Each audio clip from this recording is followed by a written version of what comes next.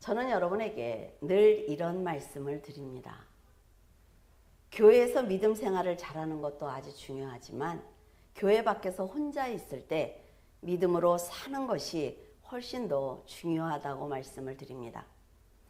교회에서 함께 예배를 드리고 봉사하는 것은 성도들과 함께 하기 때문에 자기 믿음이 아니라도 가능합니다. 하지만 혼자 있을 때 말씀으로 살아내는 것은 오직 자신의 노력으로 해야 하므로 결코 쉽지 않습니다. 사도 바울 역시 빌립보 교회 성도들에게 이것을 부탁하고 있습니다. 바울과 함께 있을 때는 믿음을 잘 지키던 그들이 스스로 믿음을 지켜야 할 때가 오자 행실이 부적절했기 때문에 바울은 그들에게 빨리 회개하라고 권면하고 있습니다. 성도들이 자신의 일도 잘해야 하지만 연약한 형제들이 믿음으로 살 수 있도록 도와주는 것도 하나님의 일입니다. 그래서 바울은 겸손하게 서로를 섬기면서 하나님의 영광을 드러내라 라고 말하고 있어요. 성자 하나님께서 보좌를 버리고 죄인의 형상을 입는다는 것은 기적보다 더 기적 같은 일입니다. 스스로 영광을 받으시는 하나님께서 벌레만도 못한 사람을 구원하기 위해서 하늘의 보좌를 버린다는 것은 있을 수 없는 일이기 때문이에요. 빌립보 교회 성도들은 예수님의 희생으로 구원을 받았음에도 불구하고 믿음의 형제에게 대접을 받기 위해서 교만한 행동을 하고 있습니다. 이런 태도는 은혜를 받은 거룩한 성도라고 할 수 없으며 도리어 구원받은 영혼들을 사망으로 밀어넣을 수 있는 죄를 짓는 것입니다. 바울은 이런 악한 죄를 짓지 않도록 빌립보 교회 성도들에게 항상 말씀에 복종하고 하나님을 두려워하는 신앙을 가져라 라고 부탁을 하고 있습니다. 그렇다면 말씀에 복종하여 두렵고 떨림으로 너희 구원을 이루라는 말씀이 무슨 뜻일까요? 예수 그리스도를 믿으면 당연히 구원을 받는 것인데 구원받기 위해서 어떤 일을 하라고 말씀하시는 것일까요? 사도 바울이 너희 구원을 이루라는 말은 받은 은혜를 지켜내라는 것입니다. 성령과 함께 동행하며 믿음으로 살기 위해서 노력하는 성도가 천국을 침노하는 것이며 두렵고 떨림으로 구원을 이루는 것입니다. 두렵고 떨림으로 하나님을 경외하면 그 성도는 말과 행동이 달라져요. 그리고 세상을 바라보는 관점이 달라집니다. 그러나 인간의 의를 버리지 못하고 욕심을 버리지 못하면 구원을 받은 것조차 감사하지 않는다 말이죠. 이런 상태가 되면 예배 시간에 선포되는 말씀이 그의 마음을 찌를 것입니다. 그러니까 굉장히 불편하지요. 세상에서 믿음으로 사는 것이 부담이 돼서 교회에 오는 것조차 힘겨워질 거예요. 예배를 소홀히 하고 말씀대로 살지 않은 시간이 지속되다 보면 결국 구원 밖으로 자기 스스로 나가는 것입니다. 그래서 사도 바울은 빌립보 교회들을 향해서 지금 하고 있는 어리석은 행동을 멈춰라 라고 말하고 있습니다. 하나님을 경외하며 구원을 소홀히 여기지 말라고 권면하고 있습니다. 여러분도 가끔은 예배의 소중함을 잊고 교회에 오는 것이 귀찮을 때가 있을 것입니다. 세상에서 제약 없이 사는 것이 자유롭고 편할 때가 있을 거예요. 자신을 위해서 중보기도 해주는 성도들이 소중하지 않고 감사하지 않을 것입니다. 예수님의 희생에 대한 감사가 적어질 때가 있단 말이죠. 그런데 그때가 가장 위험한 때입니다.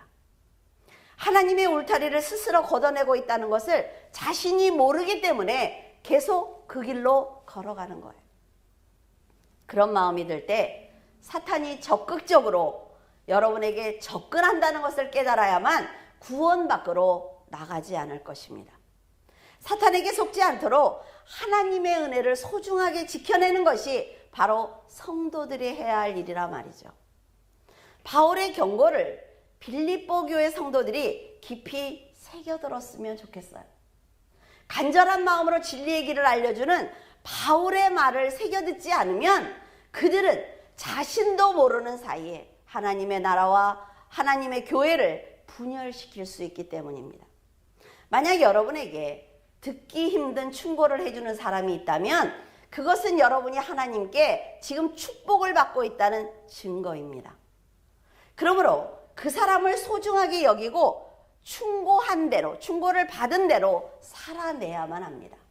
그러면 어느 정도 시간이 지났을 때 여러분이 훌쩍 커 있는 것을 스스로 보게 되는 거예요.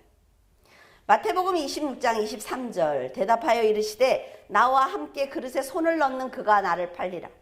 마태복음 26장 31절 그때 예수께서 제자들에게 이르시되 오늘 밤에 너희가 다 나를 버리리라. 기록된 바 내가 목자를 치리니 양의 떼가 흩어지리라 하였느니라. 예수님께서는 제자들이 예수님을 배신할 것이다 라는 것을 미리 지금 알려주고 계십니다. 하지만 제자들은 설마 내가 주님을 버리겠어? 라는 생각을 했을 거예요. 그러나 가룟 유다는 미리 알려주셨음에도 불구하고 예수님을 은30에 팔았어요. 제자들 역시 십자가를 피해서 모두 다 도망가고 말았습니다. 우리도 어쩌면 제자들처럼 하나님께 날마다 경고를 듣고 사는지도 몰라요. 그런데 이 심령이 화인 맞은 심령이 돼서 무뎌져 있단 말이죠. 세상이 지금 어떻게 돌아가는지, 내 신앙이 지금 어디에 서 있는지 전혀 상관하지 않습니다. 그러면서 나는 지금 성경을 보고 있어. 그러니까 나는 말씀을 알고 있어. 나는 직분이 있어. 그러니까 나는 믿음이 있어. 라는 생각을 해요. 이런 이유를 대면서 자기를 다독거리고 있습니다. 늘 피곤하고 바쁘니까 예배에 빠질 수도 있고 예배보다 세상 일이 먼저이니까 교회에 못 갈 수도 있다고 생각을 합니다. 물론 불가피한 일이 있을 수 있습니다. 그런 것을 말하는 것이 아니라 말이죠. 세상의 마음을 빼앗긴 자신을 너그럽게 용서하는 죄된 마음을 말씀드리는 것입니다. 우리가 하나님이 아닌데 어떻게 사람이 믿음으로만 살아?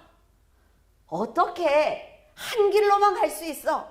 자기의 생각을 합리화시키는 것입니다. 나는 이 정도 신앙생활을 하면 잘한다고 생각을 해. 다른 사람은 교회 가서 헌신하지 않는데 나는 그래도 교회 가서 헌신하거든. 그러니까 나는 이만하면 돼. 스스로 만족한다 말이죠. 자기 수준에서 믿음을 판단하며 칭찬하지만 하나님께서는 죽도록 충성하라 라고 말씀하고 계세요. 타협점이 없습니다. 그래서 하나님을 만나면 절대로 핑계댈 수가 없는 거예요. 저는 세상을 보면서 하나님께 강하고 담대하기를 원해서 기도했습니다. 근데 그저께 밤에 저희들 철야처럼 와서 기도를 하는데 하나님이 그런 말씀을 하세요. 강하고 담대해라. 얼마나 감사해요. 그렇죠? 기도의 응답을 받았단 말이죠. 그러시면서 하는 말씀이 강하고 담대하기 위해서는 죽어야 하는 거야. 네 인간의 의를 죽여야만 강하고 담대해질 수가 있어. 여호수아가 자신을 죽였기 때문에 한 번도 가보지 못한 가나안에 갈 수 있었다는 거죠. 그 말씀을 들으니까 우리 하나님은 참 일관성이 있다라는 생각을 했어요. 자신에게 그렇게 너그러웠던 가룟 유다는 스스로 목매어 자살을 했습니다. 베드로는 주님을 모른다고 3번 부인하고 나서 통곡을 하면서 회개해야만 했었어요. 성도들도 제자들처럼 배신할 수 있습니다. 그래서 바울은 두려운 마음으로 말씀에 순종하고 목숨을 다해 믿음을 지켜내야 한다고 똑같은 얘기를 계속하고 있습니다. 지금 바울은 제자들과 함께 전도 사역을 하고 있기 때문에 이 모든 상황을 누구보다 더 잘 알고 있는 거예요. 제자들이 훨씬 윗세대 사람들이면 어쩌면 이 사람도 그랬었을 거야 라고 얘기했을 거예요. 그러나 지금 함께 사역을 하고 있단 말이죠. 그래서 그들이 내가 십자가 밑에서 도망갈 때 이런 마음이었어. 이런 얘기를 다 들은 거예요. 가룟 유다와 유대인들이 예수님을 로마인에게 넘겨줄 때 제자들은 도망가면서 너희들이 배신할 거야 라고 하셨던 그 말씀이 생각났을 것입니다. 배신의 자리에서 말씀이 생각날 때 그 자리를 박차고 나오지 못하면 이미 때는 늦은 것입니다. 이 세상에서 성도들이 할 일은 빛 대신 예수 그리스도께서 주신 등불을 드는 것뿐이에요. 우리한테 뭐 하라고 말씀하시지 않는단 말이죠. 하지만 성도들이 평상시에 믿음으로 살지 않기 때문에 그 등불을 높이 들 수 있는 힘조차 갖고 있지 않는 것입니다. 하지만 구원은 사람이 하는 것이 아니에요. 하나님의 역사로 성취되는 것이므로 성도들이 등불을 높이 들기 위해서 노력하는 그 자체로 하나님께서는 그래 너는 헌신했어 라고 칭찬하십니다. 한 예로 방을 환하게 하기 위해서는 스위치만 키면 되는 것 같지만 그 전기는 발전소에서 전기를 변전소로 보내줘야 돼요. 변전소에서 주상 변압기로 보낸 다음에 전압을 낮춰서 가정에 보내줘야만 우리가 스위치를 켜고 불을 밝힐 수가 있는 것입니다. 이런 전기는 우리가 만들어낼 수 없단 말이죠.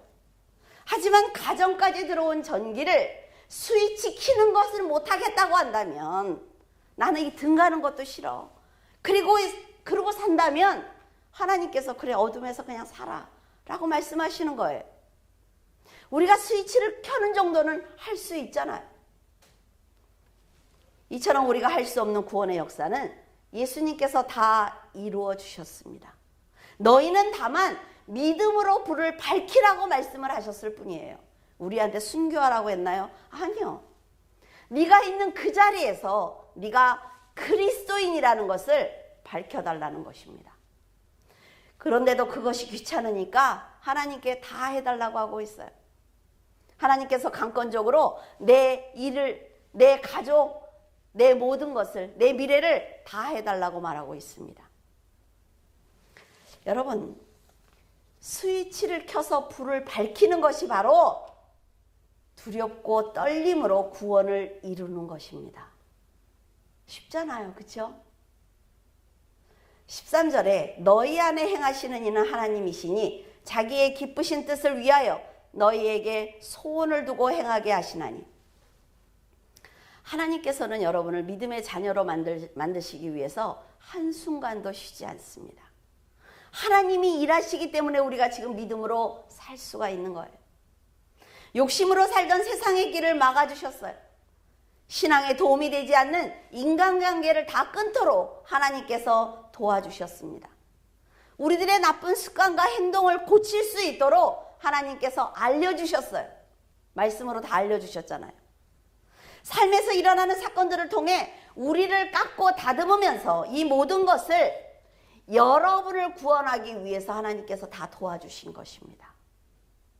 예수님께서 제자들에게 너희들이 나를 배신할 거야 라고 말씀해 주신 것은 내가 미리 알려줬으니까 배신하지 마 라는 부탁입니다. 만약 제자들이 그 말씀을 들었다면, 배신하지 않았다면 하나님께서는 그들이 당하는 핍박을 모두 다 막아주셨을 것입니다. 그리고 피할 길을 열어주시면서 너희들은 아직 죽을 때가 아니야, 이쪽으로 도망가 라고 길을 열어주셨을 거예요. 그러나 사람들은 미리 다 듣고도 행하지 않는단 말이죠. 그렇기 때문에 하나님의 축복의 약속은 이루어지지 않는 것입니다. 하나님의 저주의 말씀이 이루어지는 거예요. 근데 어때요? 하나님께서 우리에게 하신 축복의 말씀이 이루어져야 하는 것 아닙니까? 근데 하나님의 저주의 말씀을 다 이루어내고 있어요. 여러분, 하나님께서 여러분의 구원을 위해서 일하실 때 함께 일해야 합니다.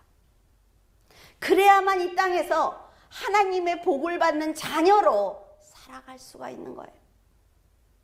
바울은 이렇게 큰 축복을 받은 성도들이 범사에 감사하지 못하고 작은 일이 생길 때마다 불평하면서 하나님의 영광을 가리는 죄를 짓지 말라고 권면하고 있습니다.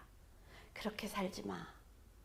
하나님께서 너희들을 위해서 어떤 일을 하셨는데 그렇게 살지 마 라고 말씀하고 있어요. 15절에서 16절, 이는 너희가 흠없고 순전하여 어그러지고 거스르는 세대 가운데서 하나님의 흠없는 자녀로 세상에서 그들 가운데 빛들로 나타내며 생명의 말씀을 밝혀 나의 다름질이 헛되지 아니하고 수고도 헛되지 아니하므로 그리스도의 날에 내가 자랑할 것이 있게 하려 함이라. 세상에서 생명의 말씀을 붙들고 살아가는 성도들 그 자체로 등불을 들고 있는 것입니다. 바울은 빌립보 교회 성도들에게 큰 것을 바란 것이 아니에요. 성도들이 서로 생명의 빛을 온전히 밝히고 사랑하며 아껴주는 그런 모습을 보여달라는 것입니다. 교회 안에서 당연히 그래야 되는 것 아닙니까? 그는 빌립보의 교회를 세울 때 핍박과 협박을 굉장히 많이 받았어요. 그런데 죽는다고 할지라도 그리스도를 전해야 한다는 사명감으로 교회를 세웠습니다. 바울의 희생으로 세워진 교회에서 성도들이 올바로 신앙생활을 하지 않는다면 바울의 수고는 헛될 것입니다. 여러분, 성도들이 그렇게 사는데 누가 성도들의 말을 듣겠어요? 지금 세상을 보세요. 교회는 세상을 위해서 아무것도 할 일이 없습니다.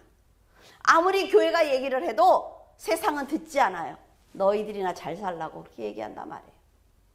이거는 우리가 열심히 지금까지 노력했기 때문에 세상을 그렇게 바꿔놓은 거예요. 그래서 바울은 그들이 믿음으로 살아주기를 간절히 바란 거예요. 그 믿음이 상급이 되어서 축복을 받기를 간절히 기도한 것입니다. 지금 바울이 느끼는 마음이 모든 목회자들의 간절한 소원일 것입니다. 말씀을 전하는 목회자는 성도들이 믿음으로 성장하는 것을 보는 것만큼 큰 기쁨이 없단 말이에요. 제가 열심히 말씀을 준비해서 여러분에게 전했는데 여러분이 말씀대로 살지 않는다면 저는 보람이 없을 것입니다. 말씀을 듣고 있는데도 그 심령들이 말라버린다면 말씀을 전한 사람은 열심을 내기가 힘들어요. 그리고 성도들은 계속 말씀을 들으면서도 계속 갈증이 생기는 것입니다. 구원받은 성도가 말씀을 지키기 위해서 자신을 희생하지 않는다면 아무리 권면을 해도 돌이키는 것이 쉽지 않습니다. 성도는 성령 충만하기 위해서 자신의 노력이 필요한 거예요. 여러분, 교회에 왔다고 자기 믿음이 성장하는 것 아닙니다. 목사하고 친하다고 성장하는 것 아니에요. 내가 나 혼자 있을 때 골방에 들어가서 하나님과 대화할 수 있어야만 합니다. 믿음으로 살기 위해서 노력해야 하고 사람들에게 신뢰받기 위해서 노력해야 하면 성령께서 그를 도와주신단 말이죠. 우리는 대답을 잘합니다. 성령께서 어디 계십니까? 그럼 여기 안에 있다. 나와 함께 동행한다고. 근데 전혀 의지하지 않습니다. 여러분, 성령께서 도와주셔야만 의롭게 성화될 수 있습니다. 선하게 살기 위해서 노력하지 않으면 그 사람이 있는 곳은 항상 불화와 분열이 있을 수밖에 없습니다. 마음이 강팍한 사람은 그 어떤 생명의 물을 공급해 준다고 해도 스스로 먹지 않기 때문에 강팍할 수밖에 없습니다. 갈증 날 수밖에 없어요. 교회에 있을 때는 뭔가를 내가 하는 것 같은데 집에만 딱 가면 어때요? 삭 막히지는 거예요. 우리가 그리스도와 같이 거룩한 존재가 될 수는 없어도 그리스도의 말씀으로 변화하기 위해서 노력하는 것은 할 수가 있습니다. 말씀을 기준에 세우고 하나님이 원하는 신앙을 갖기 위해서 노력한다면 분명 성령께서 여러분이 빛이 나게 하실 것입니다. 성령 충만함으로 자신은 물론 다른 사람의 갈증까지 해소해주는 그런 성도로 성장을 한다면 하나님은 그리고 목회자는 그것보다 더 기쁜 일이 없습니다. 하나님께서 원하시는 성도가 바로 이렇게 생명을 살리는 성도라 말이죠. 자신의 생명이든 타인의 생명이든 생명을 귀중하게 여기는 사람을 하나님은 사랑하십니다. 여러분들에게 뭐 대단한 일을 하라고 말씀하시지 않아요. 내가 너를 사랑한 것처럼 너도 사랑하는 모습을 보여달라는 것입니다. 목회자가 말씀으로 성도를 성도답게 세우는 것은 결코 쉽지 않습니다. 위로를 먼저 할 것인지 아니면 책망을 먼저 할 것인지 상대방의 믿음에 따라서 잘 판단해야 하기 때문에 그래요. 마음이 강팍한 사람을 책망하면 그 사람은 돌아섭니다. 분명한 것은 세상의 상처와 죄는 하나님의 말씀으로 치유해야 한단 말이죠. 이거는 어쩔 수 없어요. 사실이니까. 그래서 치유해야 돼, 말씀으로. 근데 상대방이 지금 어떤 상태인지를 잘 파악해야 됩니다. 권면을 듣고 백향목처럼 성장하는 성도가 있는가 하면 돌아서서 불평과 불만으로 대적하는 성도가 있기 때문에 권면하는 것이 굉장히 어려운 거예요. 정말 좋은 말로 했단 말이죠. 그를 위해서 했어요. 자, 권면을 했는데 그 사람으로 인해서 내가 득이 되는 것이 없으면 사랑입니다. 그런데 기껏 얘기를 했더니 돌아서서 뭐라 그래요? 뭐 하는 거야? 내가 이만큼 잘하는데 내가 없으면 이 교회 어떻게 하려고 그래? 목사님이 판단할 능력이 있는 거야, 없는 거야? 다 자기가 들은 거예요. 이런단 말이죠. 그럼 권면하고 나면 어때요? 후회하는 거예요. 또 잘못했구나. 약처럼 쓴 말씀을 꿀송이처럼 달게 받는 심령이 있는가 하면 세상의 염려와 근심이 가득한 돌박과 같은 심령이 있기 때문에 책망과 권면을 한다는 것은 그리 쉬운 일이 아닙니다. 바울은 성도들이 백향목처럼 잘 자라서 하나님께 영광을 돌리는 것이 바로 나의 자랑이고 나의 열매라고 말하고 있어요. 이것을 보면 목회자는 성도에게 말씀을 전하는 것뿐만이 아니라 성도들을 키워내야 하기 때문에 그 사명이 힘든 것입니다. 말씀만 전하라고 하면 얼마든지 전해요. 그리고 인터넷만 열면 설교들이 넘치고 있어요. 그러니까 목사님들이 뭐 다는 그렇지 않겠지만 위에 부분과 중간 부분과 아래 부분이 말하는 투가 다르대요. 왜? 그 전날 다 베껴야 되니까 그 사람처럼 말하는 거야. 처음에 여자처럼 말하다가 중간에는 정말 슬프지 않습니까?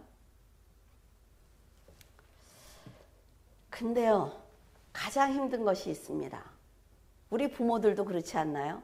자녀에게 책망하기 위해서는 어때? 내가 그렇게 살아내야지요. 성도들을 책망하고 권면하기 위해서는 목회자가 먼저 말씀으로 살아내야만 권면을 할 수가 있습니다. 내가 살지 않으면 아무에게도 말할 수가 없어요. 왜? 죄가 나를 먼저 가리거든요. 너도 그렇겠잖아. 너도 그랬잖아. 그렇죠?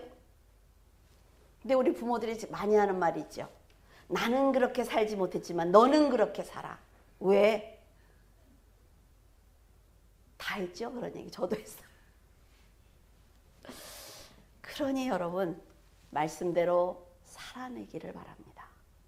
그래야 말씀의 권위가 있어요. 17절에 만일 너희 믿음의 재물과 섬김 위에 내가 나를 관제로 드릴지라도 나는 기뻐하고 너희 무리와 함께 기뻐하리니. 바울은 빌립보 교회 성도들이 하나님의 자녀로 거듭나서 구원을 받을 수만 있다면 자기는 기꺼이 죽을 수 있다라는 아주 놀라운 고백을 하고 있습니다. 자신의 인생은 오직 복음을 위해서 존재하는 것이므로 그들이 칭찬을 받는 성도로 성화될 수만 있다면 나는 죽는 것도 두렵지 않아 라고 말하고 있어요. 사형을 기다리고 있는 처지라 말이죠. 이런 처지에서 성도들이 믿음 생활을 잘하기만 한다면 자기는 죽어도 상관없다라는 편지를 쓸 수 있는 것은 영원한 나라에 소망을 두지 않으면 절대로 어려운 일입니다. 만약 하나님께서 여러분에게 구원받을 영혼을 위해서 너 순교해 줄래? 라고 물으신다면 바울처럼 감사하고 기뻐하시겠습니까? 네가 복음을 위해서 죽어준다면 내가 너도 알지 못하는 저 영혼을 구원해 줄 거니까 너 기꺼이 죽어줄래? 묻는다면 말입니다. 아마도 우리는 자식을 위해서는 죽을 수 있을 거예요. 그렇죠? 그러나 남을 위해서는 죽을 수 없다고 말할 것입니다. 성도들이 다른 사람보다 높아지기 위해서 지금 다툼과 허영을 부리고 있다고 책망을 하면서도 그들이 돌이키기만 하면, 너희들이 하나님의 자녀로 살아주기만 하면, 너희들이 입을 열어서 복음을 전해주기만 하면 나는 당장 죽어도 좋다는 고백을 하고 있어요. 바울과 빌립보 교회 성도들을 보면서 여러분은 어떤 생각을 하십니까? 구원을 받고도 인간의 의의를 버리지 못해서 다투고 있는 그들과 그럼에도 불구하고 그들이 잘 성장하기를 바라는 바울을 보면서 하나님께서는 어떤 생각을 하실까요? 여러분은 지금부터 제가 드리는 말씀을 반드시 기억하셔야 됩니다. 만약 바울이 그들이 회개하기를 간절히 바라는 마음으로 계속해서 금식하면서 기도한다면 하나님께서는 바울의 기도에 응답하셔야 돼요. 이거 어때요? 그에게 고난을 주실 수도 있습니다. 여러분, 믿음이 좋은 사람을 만나는 건 그렇게 큰 축복은 아니에요. 왜냐하면 그 사람이 죽도록 기도할 거거든요. 하나님, 이 사람이 변화받기를 원합니다. 하나님께서 축복하시기를 원합니다. 그럼 어때요? 그 사람이 심령의 그릇을 깨끗게 해야 될 거 아니에요? 고난을 주시는 거예요. 하나님의 절대적인 신뢰를 받고 있는 바울이 빌립보 교회를 위해서 기도하는 것은 그들에게 아주 큰 축복입니다. 그렇지 않나요? 하지만 반대로 능력 있는 바울이 그들을 위해서 기도한다는 것은 연단을 받을 조건이 되는 것입니다. 바울이 자기들을 위해서 목숨을 걸고 기도하고 있을 때 빨리 회개하고 돌이켜야 합니다. 그래서 여러분들은 구역장이나 목회자나 중보기도하는 사람들이 나를 위해서 어떤 기도를 하는지 잘 알아야 돼요. 그래서 그 사람들이 하는 기도대로 착착착착 움직여야 돼요. 아니면 연단입니다. 그들은 바울을 도와주는 헌신을 했어요. 대단하죠? 이건 대단한 겁니다. 그렇기 때문에 하나님께서는 그들이 지금 여기서 잘못하고 있는데 기도하도록 바울을 건드리는 거예요. 얘네들을 위해서 기도해줘. 왜? 얘네들이 지금 너를 도왔잖아. 그러니까 얘를 나는 버릴 수 없어. 그러니까 기도해줘.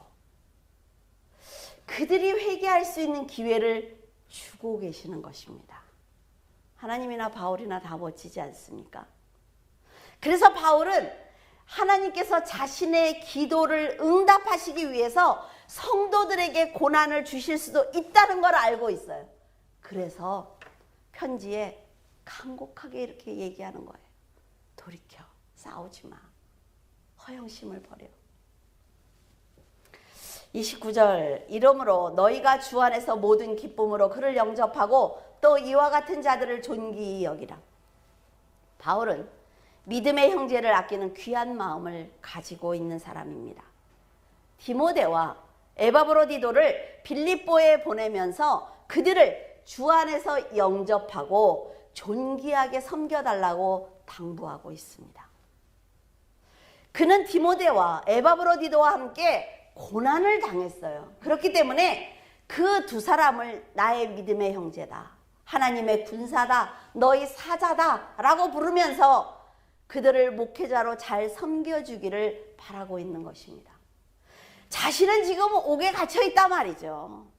채찍을 맞고 있어요. 고난을 당하고 있습니다. 그런데 빌립보 교회 성도들에게 말씀을 전할 디모데와 에바브로디도를 잘 섬겨달라고, 잘 대접해달라고 부탁하고 있습니다. 대단한 사람 아닌가요? 지금 누가 누구를 걱정해야 하는 처지인지 잘 모르고 있는 것 같아요. 어느 누가 남을 높여달라고 이토록 겸손하게 말할 수가 있습니까? 여러분, 성도들이 두 사람을 잘 섬긴다면 그들은 진리의 말씀을 들을 수가 있습니다. 그래서 이 디모데를 통해서 성도들이 어떻게 사는 것이 성도답게 사는 것인지 배울 수가 있단 말이죠. 그러기 위해서는 이들을 잘 섬겨야 하는 것입니다.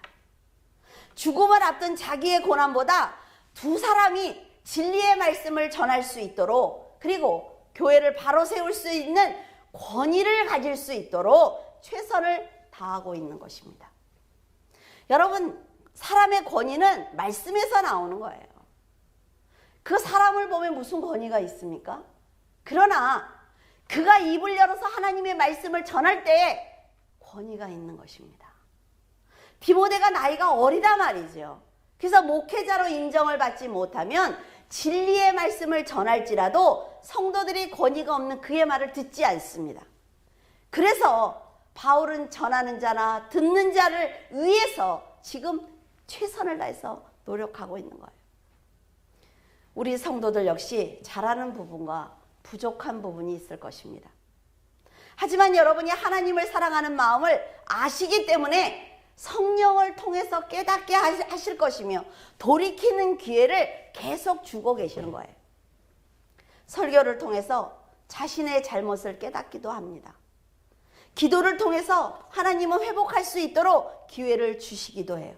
그러니까 기도해야 된단 말이죠. 자신의 신앙을 알고 돌이키기 위해서 노력하는 성도는 언제나 축복된 자리로 하나님께서 다시 인도하시기 때문에 여러분, 우리가 염려하지 않고 살아도 되는 것입니다.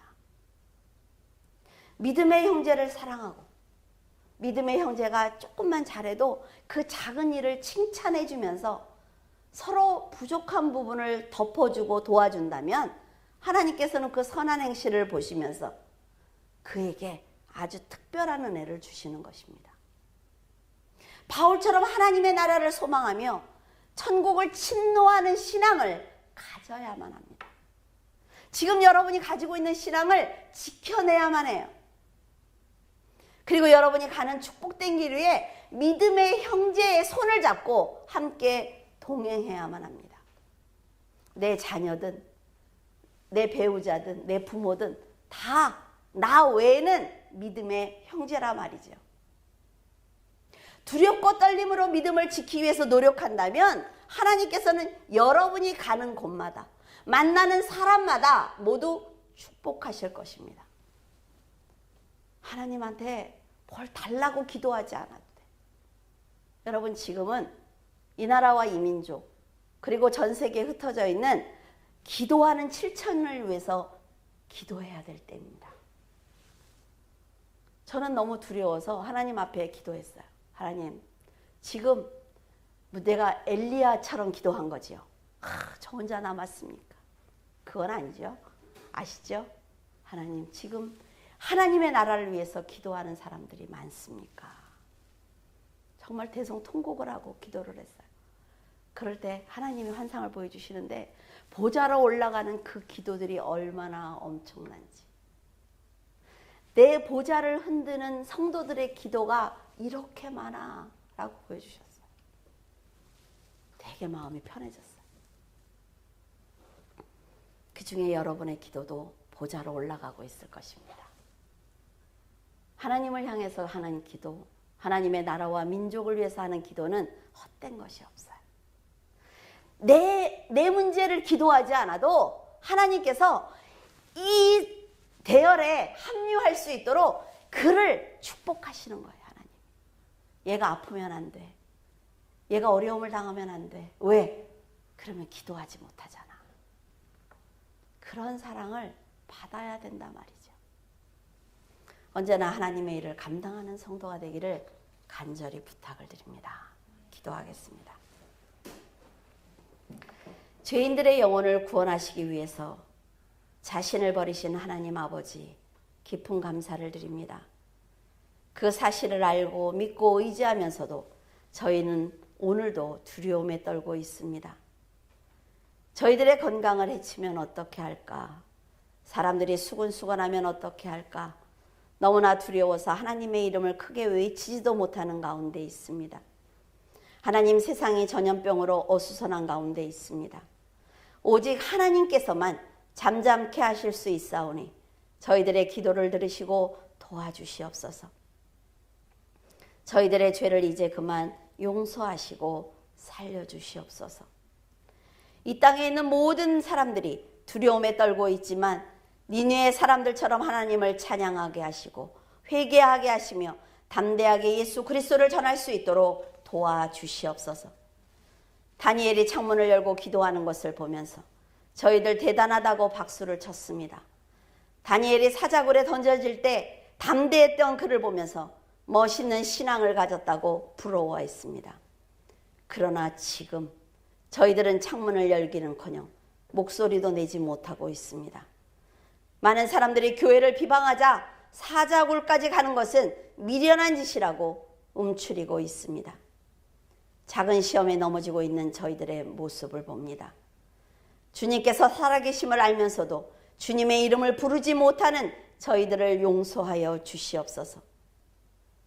사도 바울과 같은 시대에 살았다면 저희들은 바울처럼 복음을 전할 수 있었을까요? 사도 바울이 지금 이 시대에 살았다면 저희들처럼 입을 다물고 있었을까요? 하나님, 다시 무릎을 꿇기를 원합니다.